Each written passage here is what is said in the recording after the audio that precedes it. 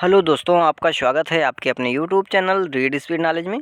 और आज के इस वीडियो में हम देखेंगे नेपोलियन बोनापार्ट का उदय, महाद्वीपीय सुधार व्यवस्था एवं नेपोलियन बोनापार्ट का पतन। तो चलिए वीडियो शुरू करते हैं। इससे पहले चैनल पर नए हैं तो चैनल को सब्सक्राइब कर लीजिए, बेल आइकन प्रेस कर लीजिए ताकि आने वाली वीडियो की हर एक नोटिफिकेशन सबसे पहले आप तक पहुँचे। तो चलिए वीडियो शुरू करते हैं और सबसे पहले देख लेते हैं नेपोलियन का उदय। 1789 में फ्रांस में क्रांति हुई। 1789 में क्या हुआ?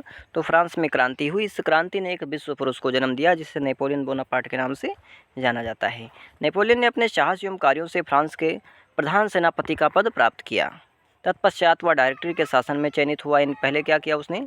प्रधान सेनापति का पद प्राप्त किया। उसके बाद डायरेक्टरी के शासन में चयनित हुआ। उसके बाद क्या हुआ कि नेपोलियन के समर्थित सदस्यों ने डायरेक्टरी शासन को जो डायरेक्टरी का शासन था उसको समाप्त कर दिया। उसके स्थान पर काउंसिलेट शासन की स्थापना कर दी, जिसमें 3 काउंसिल नियुक्त हुए जिनका प्रधान नेपोलियन बोनापार्ट था। प्रथम काउंसिल बनने के बाद नेपोलियन के समक्ष बहुत सारी कठिनाइयाँ आईं, किंतु उसने बड़ी ही योग्यता से इन सभी समस्याओं को हल कर दिया। इससे नेपोलियन की लोकप्रियता में अभूतपूर्व वृद्धि हुई और अंततः 1804 में सीनेट ने नेपोलियन को फ्रांस का सम्राट घोषित कर दिया कि अब भैया तुम सम्राट हो। नेपोलियन ने 1805 में यानी सम्राट बनने के बाद ऑस्ट्रिया, 1806 में प्रसा और 1807 ईस्वी में रूस को पराजित कर अपनी शक्ति के चरम शिखर पर पहुंच गया। अब उसने व्यापार निषेध नियम लागू कर इंग्लैंड को निशाना बनाया। यानी जब वो अपनी शक्ति के चरम पर पहुंच गया तो क्या किया उसने? व्यापार निषेध नियम लागू करके इंग्लैंड को निशाना बनाया। किंतु अंग्रेजों की नौसैनिक शक्ति के कारण वह असफल रहा। यानी अंग्रेजों की नौसैनिक शक्ति से वो सामना नहीं कर सका और असफल हो गया। अंत में यूरोप के मित्र राष्ट्रों ने संगठित होकर के यानी एक गठन बना करके 1813 ईस्वी में उसे लीपचिंग में हरा दिया। फिर भी भारी जन समर्थन के कारण वह पुनः सत्तासीन हो गया। अब आगे थोड़ा सा परिचय जान लेते हैं नेपोलियन का। तो नेपोलियन का जन्म 15 अगस्त 1769 में हुआ था। यानी इसका जन्म कब हुआ था? तो 15 अगस्त 1769 में हुआ था। इसके पिता का नाम चार्ल्स बोनापार्ट था। इसके पिता का क्या नाम था? तो चार्ल्स बोनापार्ट था। जबकि इसके माता का क्या नाम था? लातितिया रोमोलिना था। 1804 में नेपोलियन फ्रांस का सम्राट बना। 1804 में क्या बना? फ्रांस का सम्राट बना। और 18 जून 1815 में वह वाटरलू की लड़ाई में पराजित हुआ था। यानी वाटरलू की लड़ाई में क्या हुआ था? ये पराजित हुआ था। तथा उसकी मृत्यु 1921 ईस्वी में हुई थी। इसकी मृत्यु कब हुई थी? 1921 ईस्वी में हुई थी। अब आगे देख लेते हैं नेपोलियन का महाद्वीपीय सुधार व्यवस्था क्या है। नेपोलियन का महाद्वीपीय सुधार व्यवस्था।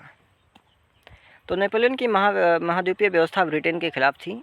यानी जो नेपोलियन की आर्थिक व्यवस्था थी, महाद्वीपीय व्यवस्था थी, ये किसके खिलाफ थी? तो ये ब्रिटेन के खिलाफ थी।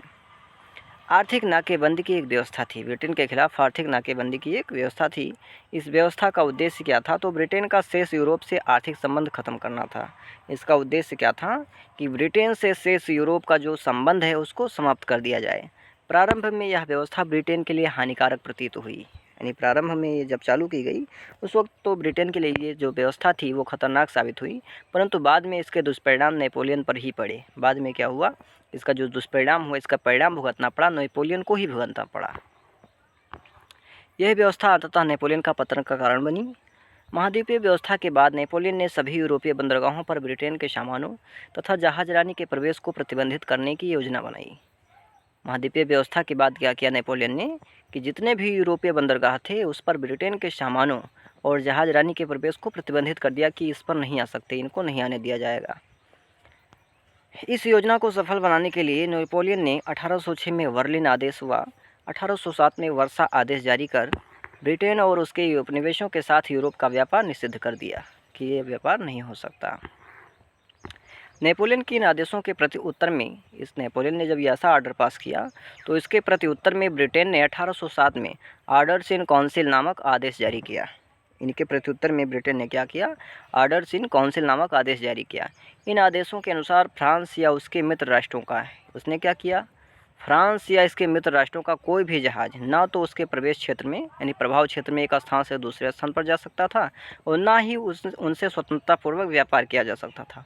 उसने अपने ऑर्डर में क्या कहा कि फ्रांस हो यानी चाहे फ्रांस का हो या फ्रांस के जितने भी मित्र राष्ट्र हैं उनका हो, यानी कहीं का भी हो, यानी फ्रांस से जिसका भी अटैच है, संबंध है, उनके जहाज़ को ना तो वो अपने प्रभाव क्षेत्र में आने देगा, एक स्थान से दूसरे स्थान जाने देगा, और ना ही वो स्वतंत्रतापूर्वक उसके वहाँ व्यापार कर सकते हैं। ब्रिटेन की घोषणा के प्रत्युत्तर में नेपोलियन ने 1807 में ही पुनः मिलान से एक आज्ञा पत्र जारी कर दिया। यानी जब ब्रिटेन ने ऐसा कहा तो उसके प्रत्युत्तर में नेपोलियन ने भी फिर पुनः क्या किया, मिलान से एक आज्ञा पत्र जारी कर दिया। मिलान आज्ञा पत्र के अनुसार कोई भी जहाज़ चाहे वह किसी भी देश का हो, इन्होंने क्या कहा और कड़ा कर दिया नियम को कि वो जहाज़ किसी भी देश का हो, यदि वह अंग्रेज़ बंदरगाह से आया हो तो उसे पकड़कर उसका माल जब्त कर लिया जाना था। इसने क्या कहा कि भैया ब्रिटेन का ही नहीं, वो किसी भी देश का काहे ना जहाज़ हो, अगर जो अंग्रेज़ बंदरगाह से होकर के हमारे अंदर आया, यानी हमारे राज्य के प्रभाव क्षेत्र से बाहर इधर उधर गया, तो उसको पकड़ करके जब्त कर लिया जाएगा माल। ब्रिटेन व फ्रांस के बीच यह आर्थिक संघर्ष 1812 तक चला, लेकिन महाद्वीपीय व्यवस्था अपना उद्देश्य प्राप्त करने में असफल रही। आगे देख लेते हैं इस व्यवस्था की असफलता के कारण क्या थे। तो इस व्यवस्था की असफलता के कई कारण थे। जैसे पहला है, फ्रांस के पास सशक्त जल सेना का अभाव था। यानी जो फ्रांस था इसके पास सशक्त जल सेना का अभाव था, इसके पास जल सेना नहीं थी। इंग्लैंड के माल की तस्करी हो रही थी, घातक और विनाशकारी युद्ध हो रहे थे बार बार। विभिन्न यूरोपीय देशों की इंग्लैंड के जहाज़ों और माल पर निर्भरता, यानी जो विभिन्न देश थे वो यूरोपीय देश थे, उनकी जो निर्भरता थी वो यूरोपीय मालों पर थी, यानी इंग्लैंड के मालों पर थी। रोम कैथोलिकों का रोष, इंग्लैंड को खाद्य सामग्री की पूर्ति। आगे देख लेते हैं नेपोलियन का पतन।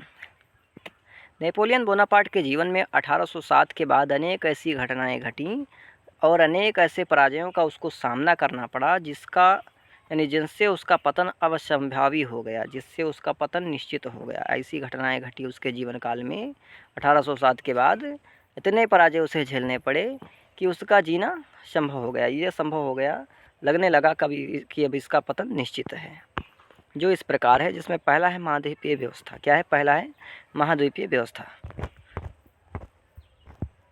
नेपोलियन जानता था कि इंग्लैंड का जीवन महाद्वीप के व्यापार एवं वाणिज्य पर निर्भर है। जो नेपोलियन था ये जानता था कि जो इंग्लैंड का जीवन है महाद्वीप के व्यापार एवं वाणिज्य पर निर्भर है, और यदि उसे नष्ट कर दिया जाए तो इंग्लैंड को विवश होकर पराजय स्वीकार करना पड़ेगा। यानी इंग्लैंड को क्या होगा, विवश होकर के, यानी ना चाहते हुए भी पराजय स्वीकार करना पड़ेगा कि हाँ भैया हम तुमसे हार गए। अतः इंग्लैंड के वाणिज्य व्यापार को नष्ट करने के लिए नेपोलियन ने एक योजना बनाई जिसे महाद्वीपीय व्यवस्था कहते हैं। अपनी योजना को सफल बनाने के लिए नेपोलियन को अनेक देशों के साथ युद्ध लड़ने पड़े और उसने हॉलैंड और पुर्तगाल पर अधिकार कर लिया। विरोध करने पर पोप को भी बंदी बना लिया। अतः अनेक देश नेपोलियन के प्रबल शत्रु बन गए, जिन्होंने अंत में उसकी शक्ति को ही नष्ट कर दिया। अगला है प्रायद्वीपीय युद्ध। यानी प्रायद्वीपीय युद्ध के कारण भी इसका पतन हुआ 1807। यानी नेपोलियन ने पुर्तगाल पर आक्रमण किया। नेपोलियन ने क्या किया? पुर्तगालों पर आक्रमण किया और उस पर अपना अधिकार कर लिया। 1808 में नेपोलियन ने स्पेन के शासक चार्ल्स को अपदस्थ कर दिया। यानी जो स्पेन के शासक थे चार्ल्स, उनको क्या किया? अपदस्थ कर दिया, उनका गद्दी छीन लिया और अपने भाई जोसेफ बोनापार्ट को स्पेन की गद्दी पर बैठा दिया। यानी ये भी एक इनके पतन का कारण रहा। अगला रहा लिपिंचिंग का युद्ध। इंग्लैंड, रूस, ऑस्ट्रिया तथा प्रसा ने फ्रांस के विरुद्ध चौथे गुट का निर्माण किया। इंग्लैंड, रूस और ऑस्ट्रिया, प्रसा ने फ्रांस के विरुद्ध जो है चौथे गुट का निर्माण किया, जो कि अक्टूबर 1813 में नेपोलियन तथा मित्र राष्ट्रों की सेनाओं के बीच लिपचिंग नामक स्थान पर भीषण युद्ध हुआ। 4 दिन तक चलने वाला यह युद्ध इतिहास में राष्ट्रों का युद्ध कहलाता था। ये युद्ध कितने दिन चला था? तो 4 दिन चला था, इसलिए इसे राष्ट्रों का युद्ध कहा जाता है। इस युद्ध में नेपोलियन बुरी तरह से पराजित हुआ। मित्र राष्ट्रों ने नेपोलियन को एल्बा द्वीप में रहने के लिए भेज दिया। मित्र राष्ट्रों ने क्या किया? इसको हरा दिया और फिर उसके बाद एल्बा द्वीप में इसको रहने के लिए भेज दिया। अब आगे है वाटरलू का युद्ध। तो 18 जून 1815 में हुआ। 1815 में क्या हुआ? वाटरलू का युद्ध हुआ और फरवरी 1815 में नेपोलियन एल्बा द्वीप से भाग करके फ्रांस पहुंच गया। यानी फिर वहाँ से क्या हुआ? भाग करके फ्रांस पहुंच गया। फ्रांस के सैनिकों तथा जनता ने उसका भव्य स्वागत किया और उसे अपना सम्राट स्वीकार कर लिया। एल्बा से आने के बाद नेपोलियन ने लगभग 100 दिनों तक पुनः शासन किया।